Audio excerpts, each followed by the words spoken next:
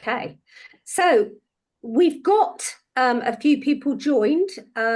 However, I'm guessing that they're working and they'll probably watch it on catch up. So we'll make a start. So thank you for joining today. And I just do a few introductions. So myself, I am Lynn Constantine. I am Customer Success Manager for Supermums. So Wikus, would you like to introduce yourself, please? So I'm an integration architect with over 11 years of experience in integration. I've worked across multiple different industries, financials, healthcare, retail, and telecom industries. I do hold a few certifications with MuleSoft and other technology platforms as well. Great, thank you very much. And Francois, can you give your introduction as well, please? Yeah, so I'm a MuleSoft instructor and I'll be assisting with some of the courses here. I'm also certified in MuleSoft and Salesforce. So yeah, very suited for the audience we intend. And if you have any questions on how we connect to Salesforce specifically using MuleSoft, then I'll also be able to help there. Thank you. And we're very grateful to EXAH for sponsoring this particular course. And we look forward to working with you further. So thank you for that. Thanks for having us. You're welcome. So Supermums mission goes without saying. We have predominantly over 80% of our audience is female. However, we do welcome everyone globally to Supermums. So we're looking as a mission to reduce the gender pay gap, support women returners, increase the diversity of women in tech, increase financial resilience of families, and addressing the digital skills gap. So that is our mission. However, as I say, everyone is welcome to do training with Supermums. Back in 2016, when the company was set up, it was set up by Heather Black, and she set the company up with, as she found that she could have the work-life balance, and that's what she wanted to shout to the world about. Supermums was the name. We've evolved globally since then, but we still kept the name. So if anyone is asking if they can train and they're not female, then absolutely, we'd be delighted to welcome you. So obviously over to EXAH, if you would be kind enough to let us know a bit about what you do, please. Yeah, so at EXAH, we're primarily a Salesforce partner, but we're also a MuleSoft partner, and we've won quite a few awards in that regard. We focus on making the clients designing beautiful implementations for them. So that means that we take pride in what we do, and we also try and empower our clients to not only be dependent on us, but by the time that we're done, they should be self-sufficient and they should be able to grow in what they do in such a way that eventually they're not reliant on us anymore. So I think that's why it's a good fit for us to work with you guys, as we also aim to grow the knowledge of the people we work with. Great, thank you. Anything from you, Wikus, on that? Just skip to the next slide, please. Yes, sure. A bit more info about EXAH there, but okay, yeah, 100% what Francois said is we are definitely a good fit for an integration partner. We do not just go and implement technology solutions. We aim to skill up the people that we work with. So 100% what Francois said, I agree. Yeah, when we engage a client, what we would normally do is we would do a discovery session first to understand the client better and to understand what their requirements are, so that we don't just propose a solution or just force what we think is best onto them. So it's a collaboration between us and them to design something that's the best fit. And I think probably from our perspective, calling this a MuleSoft discovery session isn't ideal because it's what you do in your everyday life, I think. So this is more about discovery for people like Ruth, who have joined the call today, to find out a bit more about what MuleSoft is, to see if perhaps you'd like to train up in MuleSoft. However, it's your everyday life. So discovery session probably isn't the correct word to maybe use. But it is definitely, because it's learning more about what MuleSoft is, just the way we learn more about what our clients do every day. Yeah, okay. So I've just moved on to the next slide, and I don't know if one of you would like to take that. Yeah, so discovery session that you mentioned is accurate for potential candidates of the course, because this slide specifically poses a few questions as to if you feel that you fit within any of these questions, then this training program is for you. Because if you want to learn how to automate business processes, real-time data integration, enhanced partner collaboration, and things like that, then this program is what it's about.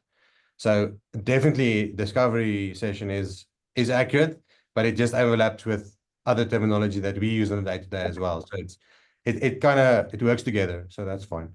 Great, okay. We will have a Q&A at the end, but if you've got any questions as we go, just feel free to drop them in the chat. We're always happy to answer your questions. Okay, so course content. Again, if one of you would like to take that, perhaps that might be good for Francois to take. Yeah, so during this course, there'll be two parts. The first part, we'll talk about what Anypoint platform is, and then in the second part, we'll talk more about how to implement integrations on Anypoint platform. So in part one, Anypoint platform and application networks, you'll learn more about how we typically structure integration. So application network gives you more flexibility. And then when you talk about API-led connectivity, it means that it just facilitates that flexibility. I mean, we're in a fast-paced world where you might change products a lot more often than you used to a few years ago. And for that reason, it's important to start with a connectivity first. How will you connect that other system into your current network? And that's why you start with a API-led. When I go to the platform overview, I'll show you a bit about how we go through that design process. And then that will be part of the introduction to Anypoint platform. You'll also learn you'll learn more details about some of the stuff I'll be showing. And then with the API design, you'll learn what you need to think about when you design an API. What's the process to follow to make sure that this API, the design you're doing, is sustainable and that it can grow, it's scalable. When you build the API, how do you build that API so that you can deploy it? What's the steps to follow to make sure that you're efficient in your work? And then when you deploy and you manage your API, that's important, very important when you're doing a production system, to know that it's available, to know that when something goes wrong, why is something not working, and to just have that alert to say, okay, this API is down, so that someone can take action and you don't have dissatisfied customers. In the part two of the course with the applications and Anypoint Studio. So Anypoint Studio is MuleSoft's IDE. For those of you who don't know what that is, that's the where you actually do the implementations of the flows and your whole integration. And then because MuleSoft is definitely the best platform for your integrations, it supports multiple ways, multiple integration patterns. So The way that MuleSoft handles the transport of the information, it's called a Mule event, and a Mule event holds all the information in one place and it passes it on as you process that information. In the application structure, you'll go through when you're building that API in Anypoint Studio, where do what files go, so that you know if you take over a project from someone else, or if you become part of a team that's already busy with the implementation, you'll know where to find certain things and why they're placed in a certain structure inside your application. Web services, that should be self-explanatory, but it opens up your work to someone calling it from outside of your organization, or even inside your organization, different applications or different domains all talking to each other to give you the best use and to give you the best view and to give you reusability on all the APIs that you've built. Event flow, that will talk through how the information is processed inside your integration. So how is your MuleSoft event flowing through your API implementation? And then probably the most important in a modern day implementation is error handling. In that part of the course, you'll learn the different ways to handle errors. How can you reprocess a failed attempt, and then also the different ways to ensure that an error in one system does not propagate to another system, or to be able to reprocess a failed command in a safe manner, so that you don't create duplicate records. DataWeave is MuleSoft's proprietary language. It's used in mapping and it's extremely powerful. There is a DataWeave playground where you can refine your work. So it has an input and an output, and in the DataWeave playground, you can then save variables, and you can use that as a scratch pad, as a notepad, before you pull your DataWeave script into your project. Flow triggers. Flow triggers are different ways of starting execution. So you can listen for different events. You can trigger a flow on a schedule. It can be triggered by someone calling your API. There's multiple different ways.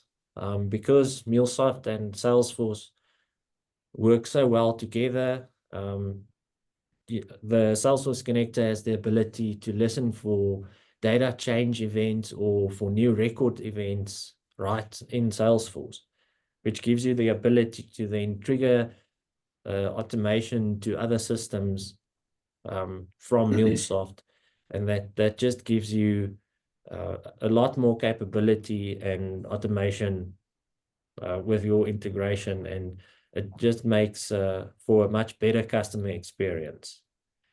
And then record processing. So often you have to engage with systems where they either have a high record count, or you're not able to use an API, and you have to use a file-based system where you have to process a big number of records all at once that come in a file. MuleSoft also has that ability where you can do batch processing. And in the record processing part of the course, you will also definitely use DataWeave to break up those records and to format them in a way that's understandable to your source system where all of that information is going. That's great. And I hope everyone's found that really useful to find out a little bit more about what the course content is about. Yeah, and please ask questions if you want to know more about any of these. I just want to add on to this in terms of all the other available certifications and career paths available for MuleSoft. So the MuleSoft Developer 1 and 2 certificates play more in the second part.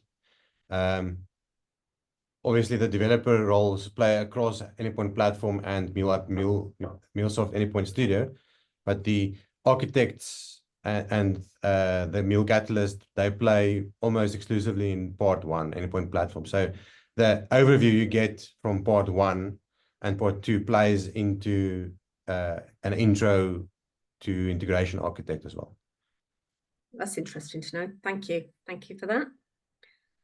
Okay, so what are the benefits of doing MuleSoft training? So from the outcome of this course, you will be able to sit for certificate for the Developer 1 certificate. That's probably the main benefit of this MuleSoft training. Is without it, it will be a difficult path to get to being ready for writing that exam. It's a very technically difficult exam. So the content that you get from this is to a sense needed. There's self-practice or self-paced study material that you do, not the study material, but the projects that you build as part of training leads you to the right path for actually being ready for the certificate, and post that to actually start working on real solutions. It's not just to theoretical training, it's hands-on approach. Okay, great. And the benefit of having the MuleSoft instructor in the course is that if any of the content is not clear to you, they would be able to explain it to you in a different way. If you only read through, or you only work through the trailhead and the MuleSoft training that's available, there's no ability in there to ask someone for a better explanation or different input on the solution. Yeah, and the content, you have to understand it and really understand it to be able to apply it in the exam, because the exam is scenario-based questions. So it is, if you don't understand it, it'll be a little bit more difficult to apply that. okay, that's good to know. And in terms of, can you give us a bit of an overview with Developer 1? What sort of role would that get you into, assuming that obviously you're looking to upskill in whatever you're in at the moment? I mean, what sort of role, and what's the is there a lot of job roles out there for people that are Developer 1? Yeah, definitely. MuleSoft skills. We've been, as a MuleSoft partner, we're always looking for more people in our team. Okay. And worldwide, there is a definite need for more MuleSoft resources. So certified MuleSoft resources. Yeah, I just wanted to add to that. Being certified in MuleSoft, it does come with some recognition. It is a worldwide recognized certificate. So if you do have a MuleSoft certificate, it means you can start working on implementing immediately as a MuleSoft developer. Yeah, with a Developer 1 certification, you'd probably join the team either as a junior integration developer, and depending on your background and your experience, you might be a intermediate or even a senior developer. Because after getting this, you're new to the MuleSoft platform. But as I said, depending on your integration background or your career background, MuleSoft Developer 1 will enable you to immediately start implementing solutions. So it's not like you have to do this and then wait for or gain more experience before being ready to be appointed in a position. Okay, and something you just said, which I'd just be interested to know, you said you're always looking for people to join the team. Is that something that you sometimes, I know no guarantees, just a question, do you sometimes have people that have done courses with you that come on and work for you? Is that an option sometimes?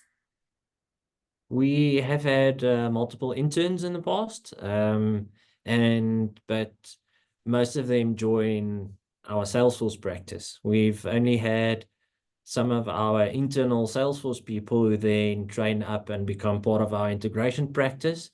So we haven't had interns directly come into the integration practice before, but I think that is more skills based, and it might also just be what you're interested in. But if you're interested in integration, there is definitely a chance for it.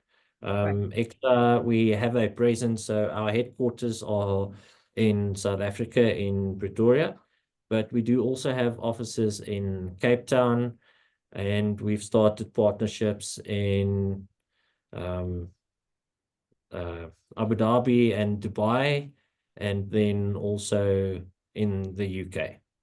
Brilliant. That's great to know. Thank you. So what does a day look like for you?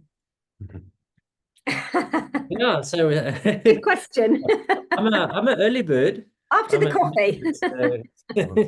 Yeah, I normally get up quite early, and then I would do some admin tasks and then jump into some of my project work. Because I'm at an architect level, there's a lot of design work in my daily tasks, but I still do some development because I just absolutely love it. And the most of the time, what you would do is you would start by designing an API and then locking in that design with a client. So you would go through a few iterations, and you would gather the business requirements. You follow the API-led design pattern. So you go into Design Center, you build out your API, and you share that with a client. They can then go through testing and verification to make sure, yes, they're happy with the spec, and from there you would move on to implementation. In a bigger team, that is where this work would go to someone with this MuleSoft Developer 1 cert, most probably, to say, this is what the design was agreed upon. Now let's implement that. Great to hear the passion in your voice when you talk about your job, for sure. Can you pop to the next slide, please? Yes, sure. Yeah, so definitely to add to that, from an architect perspective, we kind of look across all of the different phases in the API lifecycle. So this is essentially everything we do in a diagram, because we go from a design phase, we design, we send for validation, and then we keep updating that API design until we have a stable base, and then you can essentially give that to a customer or a consumer to test against a mocked endpoint. So you haven't actually built an API or any code yet. You've just created a API design, which is so powerful, because we mostly find that when you've reached the point of implementation and unit testing, then there's so many design issues that you have to cater for at that point, and you're so far down the line. By having a design first approach, you can take away most of those issues by just getting immediate feedback. Yeah, it also from your means consumer. It also means you have less rework. Yeah. And I mean, as a developer, that's always important, because you never have enough time on a project. So yeah, Time is money, right? yes. So sorting out that design first and making sure that everyone's on the same page is really powerful. Yeah, and while your consumer is busy testing your API against a mocked endpoint, you can do the implementation phase, do the lower level unit testing, do your own feedback, and get most of the bugs out. And then when you do connect the front and the back end together, the front end would be the API interface to the implementation, then you are in a very stable state for the rest of the project's life cycle. And then just a bit of the management is where you deploy and monitor your APIs and the stability of it. Yeah, so we definitely do a lot of troubleshooting and API management and constant deployments, but we try and do that using automated pipelines and the platform supports everything. It's as you can see on the left there with the Anypoint platform, it is a extremely complete platform. That's why they call it integration platform as a service, because you have almost everything that you need without having to install other software in this one platform, which is a very rare thing that you can say these days with modern technologies, is that they have everything you need in one place. Yeah, so it also means that your management from a business side, or someone that's looking to buy MuleSoft, they have an easier choice to make, because they don't have to consider separate products for the implementation, a separate product to enforce security. It's all baked into one platform. Yeah, that, and as a developer, having to have 10 tabs open in your browser is already a nightmare in itself. And then doing research on top of that just multiplies that. And having to have one tab is amazing. Yeah, Right. and just coming back to the certification, during the Developer 1 certification, you will touch on almost every aspect of the platform in some way. Even though it is focused on the developer and the technical side of it, it does go through all the features of the platform. Right, that's brilliant to know. Thank you. Okay, so the course, this particular course, does run in a total of 45 hours. It's done in 15 hours per week. So it's 5 days, and it will be 3 hours a day over 3 weeks, which is Monday to Friday. So it's good to know that you can learn and look at going for your cert in 3 weeks. So, you know, I know it's a lot crammed in. The reason we did it was we did a bit of research, and it appeared that you could do it over a longer period, but obviously everyone wants to get their cert tomorrow. So we just thought we'll try a little like that and see how it goes. You know, and it will determine in terms of a pilot as to how we roll it out in the future.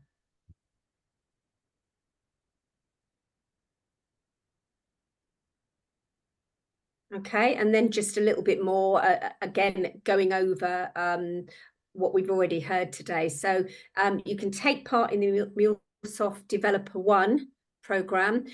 You have got a choice, again, in terms of when you think about time zones. A lot of our people in America, for example, will use the later time because it's in BST. And people that are at work as well will use the 5 p.m. If you're not at work, then it's great because you can do 9:30 every morning for 3 hours and you're done. You benefit from, obviously, your live sessions. You'll have a mentor as well. And the next course date, just to make you aware, is the 2nd of September.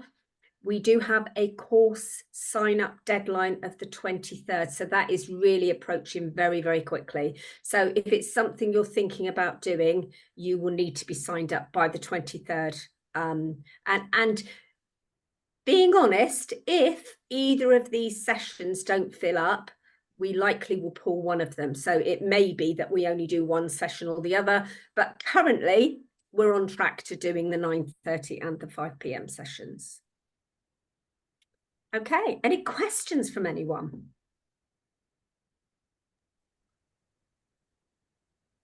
Can I ask? Oh, Liam, go on, Hello. let's hear your question. Just curious about if you were starting off fresh, would it be good to come into this kind of course with no knowledge of MuleSoft, Salesforce, that sort of thing? Or would you say it's a benefit to come in with an admin experience or any kind of understanding of Salesforce and then go to MuleSoft, which would be the preferred route, would you say? Good question. So, yeah, understanding of Salesforce is not a requirement. I mean, MuleSoft is not only aimed at Salesforce, but a technical background will be really helpful. If you're coming into this course without any technical background, I think you would have to allow yourself more time to catch up on some of the more technical aspects of the course. And also it will definitely take you longer to do some of the practical and the actual tutorials. So yes, it is aimed at a more technical audience, but it's definitely not closed to someone that want to make a career change or that's looking for something new and exciting. So just to elaborate on that a little bit, when you say technical, what would you be? Where would you see someone coming from to do this particular course? A good way to explain that is maybe to look at my career path. I started off as a Java developer, and I did basic Java integrations to a database. And that knowledge that I gained really helped me, because the way that Anypoint is, and especially the data weave is written, it's similar to most other programming languages, the format and the syntax. So that helped me. And the understanding of events and event-driven design. So by a technical background, it's someone that has a knowledge of these terms. I would say someone with any functional programming background could qualify as a technical background. So any programming language essentially that is written in the background. So not necessarily front-end knowledge or front-end technologies, but more background technology. But anyone from a technology background that has programming yeah, one of the youngest members in our team, he went to university, he did a science degree, computer science degree, and then he got interested in the integration space, and within 2 months he was able to get his MuleSoft Developer 1 certification. That's great. So that's why I say it's not close to someone that doesn't have a background. Has practiced functional in programming, but has trained in it. Because the university these days sorry, yes, go ahead. Sorry, I just said to Liam, does that answer your question? It does, yeah, thoroughly. So cheers, that guys. Thank you, thank you. Was there anything else to add before I move on? Because Ruth has her hand up. No, I think we can go to Ruth. Great. Okay, Ruth, over to you. Hi, I've got a couple of questions. At the moment, for you guys, what are the kinds of products that clients are wanting you to integrate using MuleSoft? What do you see at the moment clients bringing to you? You can take the healthcare implementation for now. Yeah, so we have one of the biggest healthcare providers in South Africa as one of our clients. And their main goal is to have a customer 360. That means we pull in blood results, we pull in customer demographic information, and we also pull in care information. All of that is managed in Salesforce and the Health Cloud implementation in Salesforce. And MuleSoft is used to integrate all of that. They also have all of the documents that get scanned in the hospital. That also goes through MuleSoft.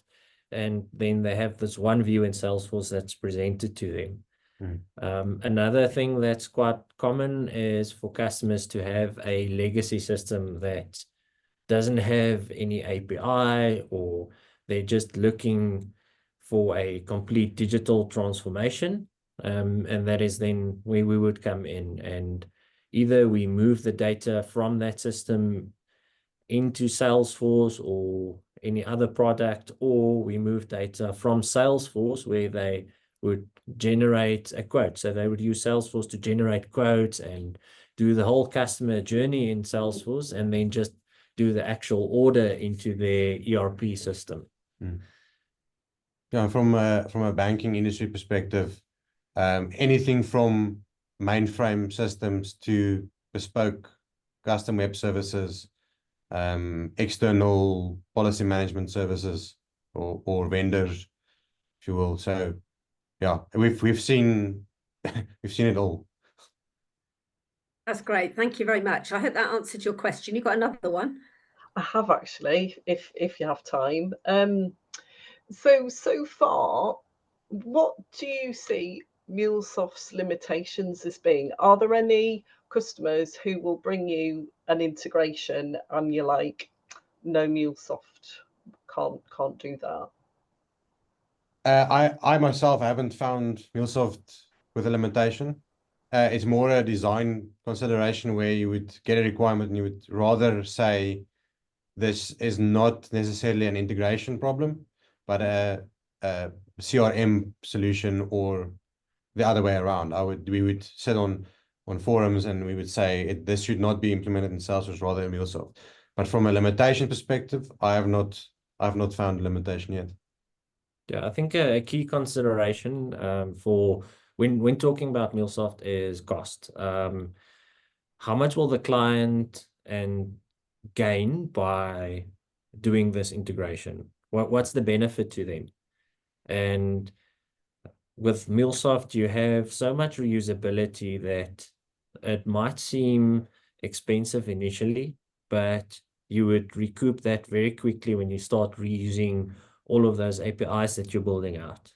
And the other thing to remember with MuleSoft is you do have the ability to build your own connectors. So MuleSoft has a plethora of connectors that's specific to your system that you're looking for. So, I mean, we've spoken a lot about Salesforce. The Salesforce connector allows you to do all of the actions in Salesforce in a quick manner. So it accelerates your integration by not having to do custom work, but basically to select what you have to do or want to do. So MuleSoft then also allows you to build your own connector.